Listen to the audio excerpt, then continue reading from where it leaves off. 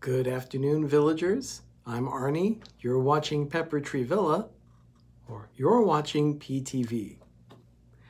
And this is October 28th, 2019. It's time for your Daily Dose of Disney. Hello, Amy. And I guess Mike Wheeler is here. Good to have you, Mike. It's Monday. It's been rather smoky around here.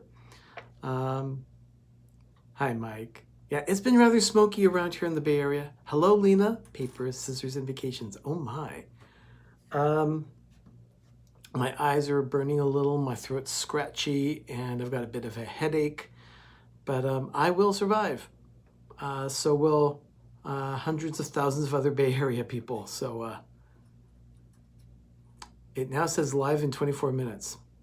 Okay. I'm live, Pam. I don't know if you're referring to another show or not, but I'm live. Thank you so much, Lena. It's been a crazy few days, and it's not over yet. The fires are still raging. We did get some evacuation notices lifted for some towns. Actually, I know some of the people that live in those particular locations, so I'm thankful to see that they can go back home. But yeah, we're doing okay. It's interesting. Doug and I, the villa is in East Contra Costa County, and I work in Central Contra Costa County. And going from one location to another, the smoke in the air was far different just because of how the winds are blowing. Right now, there's next to no smoke, no smell in the area where we live. But then here in Central County where I work, even inside the building, the smoke is quite heavy. And you just smell it everywhere. So I'm going to go home and blow my nose and maybe rinse something and, give it some kind of like a saline rinse or something. Sean, how you doing? Good to have you here. Mickey Sightings. Mike, thank you so much for starting the advertising there. I really appreciate that. But it is October 28th. Let's go ahead and do your Daily Dose of Disney. Charlie, how you doing? Good to have you here. Charlie dropped a video about Dad's pizza review. I'm gonna go watch that tonight. And I saw that it was dropped, and it was actually, Charlie, you'll be happy to hear, it was a recommended video in my feed. So I'll definitely be watching that one tonight. Little darling, thank you for joining. Wow. So October 28th, this one's an old one. October 28th, 1898. So on this day in Disney history, an animator by the name of Rollin Hamilton, everyone would call him Ham, he was born.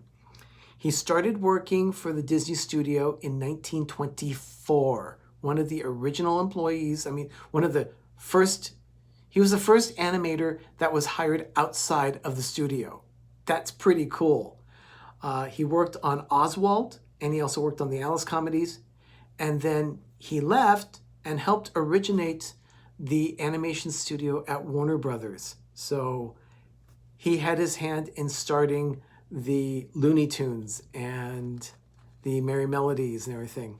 So that's kind of cool. That was Hamilton. Then October 28th, 1902, actress Elsa Lanchester was born in London. Now, most people, yeah, you know what, Lena? I love Looney Tunes too. I grew up on Bugs Bunny, and I tell you, Bugs Bunny, Daffy Duck, Porky Pig, all the characters in the Looney Tunes family just cracked me up. And one of our favorites was Foghorn Leghorn. We just loved him. It's just so funny. So Elsa Lanchester was born on this day in 1902, and her credits with Disney include a film called Rascal, Blackbeard's Ghost, That Darn Cat. Her most famous role with Disney was probably that of Katie Nana in the movie Mary Poppins. She is the nanny that left. Oh, no problem, Sean. You just keep listening. Thank you. So Katie Nana was the nanny that was leaving as Mr. Banks arrived at his home that first night at Cherry Tree Lane. But she worked for Disney for quite some time, and she even did a film in 1969 for them for the wonderful, well, it was called Walt Disney's Wonderful World of Color at that time. But so she had a long career in theater, film, and television. And apparently her best role was that of the monster's mate in The Bride of Frankenstein, that old-time Universal film. So, Elsa Lanchester. October 28th, 1923. Yeah, you know, I got some real old ones here. Mrs. Davis. She is the mother of actress Virginia Davis. Virginia Davis was the first star of Walt Disney's series Alice, the Alice comedies. She played Alice in the series of animation that the Disney studios were doing in 1923. That's, of course, what started the Disney Brothers Animation Studio. Walt Disney had offered her $100 a month, and the mother jumped at it. She apparently was very starstruck and was very excited about her young daughter being in show business. And they moved from Kansas City to California so that her daughter, Virginia, could be in the films that Walt was producing at that time. So, 1923, October 20th, 1949. It's not a new thing to happen in business and things, but there was a tragic accident on this day. A gentleman by the name of Kay Kamen and his wife were killed on an Air France plane crash over the Azores. Now, the Azores are, it's a group of islands that's owned by the country of Portugal. So it's off the coast of Portugal, about 900 miles. And there was an airplane crash as they were trying to land at the Santa Maria airport there in the Azores. He is significant in the world of Disney because he was the one that was actually responsible for all the licensing at the Disney company. So anytime someone wanted to use Mickey Mouse on some kind of a product, they would contact the Disney company, and Kay Kamen is a gentleman that would handle it. And he was very good at it. He had done it for 17 years. And when he had passed away, the studio's profits from merchandise at that time were at an all-time new high. So he was very good at what he was doing. That's pretty significant. They, you know, movie studios, television divisions, they all make a lot of money from licensing agreements. That's really where a lot of money is made. Just think of all the merchandise all over the place. Reviews for you. Thanks for being here. Thank you so much for joining the stream. Good to have you. Okay, let's move into a little bit more modern history here. 1971, October 20th, 1971, the Dapper Dans actually did a performance in Florida outside of Walt Disney World. It was the first time that they had performed outside of Walt Disney World. Now, they had originally been the Dapper Dans at Disneyland, but they all relocated to Florida to do that the New Magic Kingdom in Florida. So they were the Dapper Dans there on Main Street there at that point. So, oh, that's cool. You know what? The Dapper Dans are awesome. I just love listening to them. I love singing barbershop myself, so it's fun. But just listening to them sing on Main Street, it's really cool. At Disneyland, they have a whole mic system so that when they're singing, you can hear them along the horse-drawn carriage coming all the way down Main Street, and their voices follow the speakers follow them as they are traveling down the street. And then you can hear them in Town Square as well. They've got the microphones going in Town Square too. So it's pretty cool. Yeah, Pam, Doug is feeling a little under the weather. And yeah, I'm sure the smoke is not helping because I know I'm being affected myself. My voice is a little raspy today because of it, but you know, I'm doing my best. So that was in 1971. October 28th, 1999. Oh, cool. My grandma used to sing Women's Barbershop. Oh, yeah, you know what? It does. It's really cool. In 1999, now, I usually take one of the stories from the day of what's going on in Disney history, and I post that picture to Instagram, to Twitter. I use it for the thumbnail for the Daily Dose. In this case, it's because of the Polynesian Village Resort. Disney World's Polynesian Resort officially renamed. They changed the name of all the longhouses there at the resort.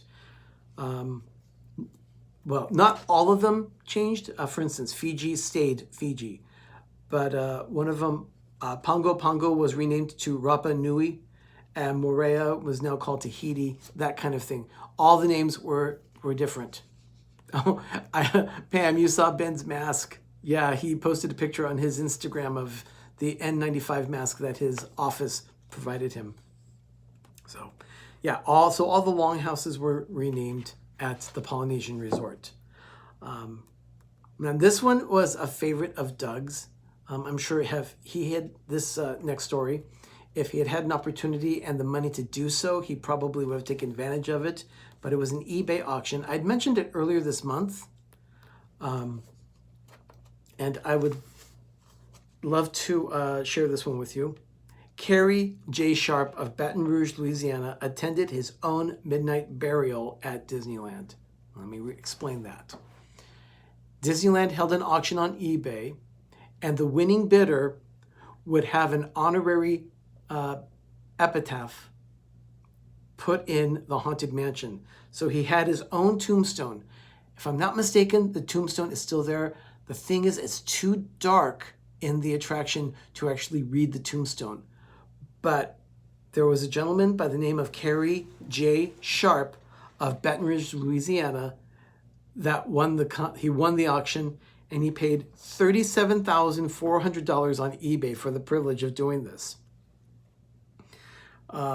So his name was immortalized on a tombstone, and the tombstone reads, J, Doctor, Lawyer, let me try that again. Doctor, Lawyer, Legal Clerk, forever buried in his work.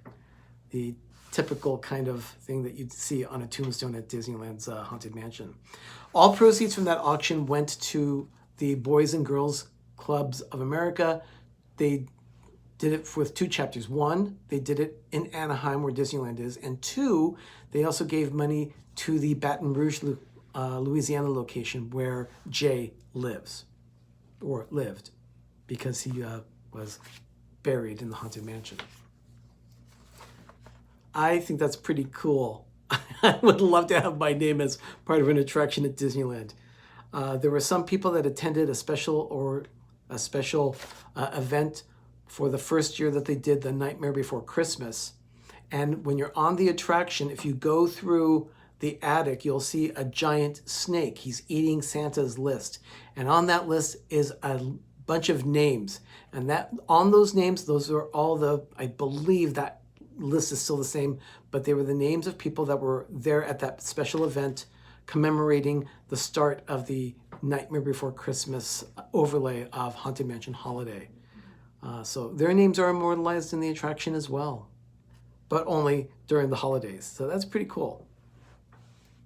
Yeah, you know what, Mike? If I'd had the money to do that, I would have done it too. I would have been reading my own name in this Disney history update. So I need to do a little bit more further research on this next story. In 2009, the Walt Disney Company filed plans to build a sprawling California soundstage and production complex on the northwest corner of their ranch in the Santa Clarita Valley. The Santa Clarita Valley is just north of Los Angeles. It's an area that you come to at the bottom of what's called the Grapevine in the mountains between Los Angeles and the Central Valley, where you find places like Bakersfield and Fresno. And just in that area is a little area called the Santa Clarita Valley. Towns of Santa Clarita, Valencia, Castaic, those are all in that location. And just so happens that Six Flags Magic Mountain is in that location as well. But this particular ranch is called the Golden Oak Ranch that Disney owns. And I'm not sure if it went through, but they're going to use 56 acres of the ranch to build that. And the thing is, that ranch is almost 900 acres large. So it was a significant sized ranch. They did a lot of outdoor filming there at the ranch. But I'm not sure if they went through with building the soundstage or not. I'd have to do some more research about that one. I didn't have time to complete that portion, but I definitely want to follow up on that. The last history story that I have is from 2017. October 28th, 2017, Walt Disney World broke ground on a new attraction. Unfortunately, it's an attraction that was canceled. And I remember seeing this in the news a couple of years ago when they started it. They were going to build a Broadway-style theater that was located behind Tony's restaurant on Main Street. And it was going to be like a second area that you could pass through, and it would be a theater that would have Broadway-style musicals. And it was just basically a parking lot for cast members that's back there. So they started to break ground on it. And it was based on a theater from Kansas City, where Walt lived during the early 20s. And it was going to host those Broadway-style shows as well. But then less than a year later, the project was canceled. And I can only imagine that got canceled because of wanting to allocate those funds for another project. Perhaps they did that for Tron or some other kind of improvement project there at the Magic Kingdom. But they did not go through with building that theater. So, yeah. I'd like to thank my support channels, D&G Explorers and Two Real Geeks. They've been very...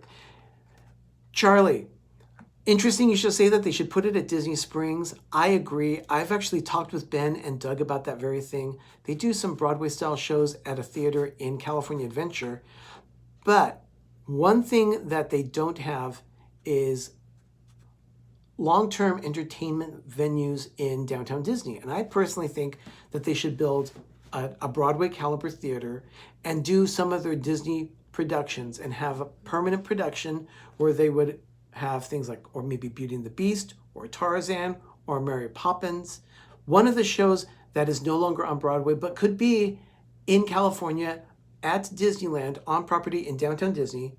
And when they do that, they could actually incorporate it into your annual pass somehow. Maybe you'd get a ticket, maybe up your price of your annual pass, or you could do something like part of your vacation plans, and they would just build tickets for the show into your party that's ever staying on resort or at one of the Good Neighbor hotels. And then you just add the show to it.